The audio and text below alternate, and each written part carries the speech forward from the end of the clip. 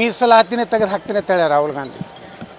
ಇದನ್ನು ದಲಿತರು ವಿಚಾರ ಮಾಡಬೇಕು. ಬಿ ಜೆ ಪಿ ಮ್ಯಾಗ ಅಪೋದು ಕೊಡ್ತಿದ್ರಲ್ಲ, ಬಿ ಜೆ ಪಿ ಬಂದರೆ ಮೀಸಲಾತಿ ತೆಗೆದು ಹಾಕ್ತಾರೆ, ದಲಿತರ ಹಕ್ಕು ಕಸ್ಕೋತಾರೆ, ಸಂವಿಧಾನ ಬದಲಾವಣೆ ಆಗ್ತದೆ ಅಂತ ಹೇಳಿದ್ರು.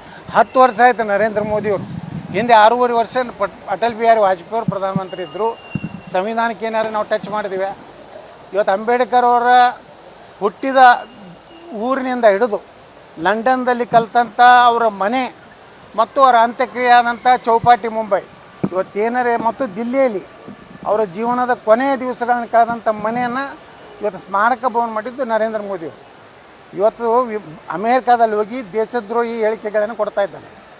ಯಾರು?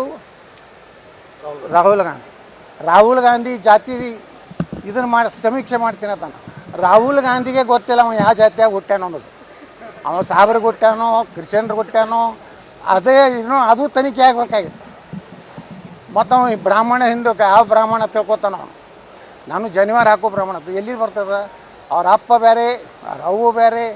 ಅವ್ವ ಇಟ್ಲೇಕಿ, ಅಪ್ಪ ಎಲ್ಲಿ ಮೊಘಲರ ಕೈ ಕೆಲಸ ಮಾಡೋದಂಥವನು, ಮರಿಮಮ್ಮಗ ಎಲ್ಲ ಕಂಟ್ರಿ ಪುಸ್ತೂಲ್ ಇದ್ದಂಗೆ. ಇಲ್ಲಿ ಇಂಡಿಯಾ ಕಂಟ್ರಿ ಪುಸ್ತೂಲ್ ಅದು ಸಿಗ್ತಿದ್ದು ಹಿಂದಕ್ಕೆ. ಹಂಗೆ ಇದು ಒಂದು ಕಂಟ್ರಿ ರಾಹುಲ್ ಗಾಂಧಿ ಐತಿ. ಆ ರಾಹುಲ್ ಗಾಂಧಿಯಿಂದ ಏನೂ ಉದ್ಧಾರ ಆಗೋದಿಲ್ಲ. ಮೀಸಲಾತಿ ಬಗ್ಗೆ ದಲಿತರು ಯಾಕೆ ಮಾತಾಡಲ್ಲ? ಈಗ ಹಿಂದುಳಿದವ್ರು ಮೀಸಲಾತಿ ತೆಗಿತೀನಿ ಆಗ್ತದೆ. ನಾನು ಈಗ ಮಾತಾಡಬೇಕಲ್ಲ. ನಮಗೆ ಹೇಳ್ತಿದ್ರಲ್ಲ ಬಿ ಜೆ ಪಿಯವ್ರು ಬಂದ್ರೆ ಹಂಗೆ ಆಗ್ತೈತಿ.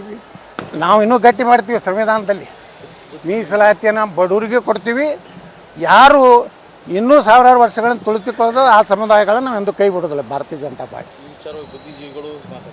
ಲದ್ದಿ ಜೀವಿಗಳ್ರಿ ಅವರೆಲ್ಲ ಪೇಮೆಂಟ್ ಗಿರಾಕಿಗಳು ತಿಳಿಲ್ಲ.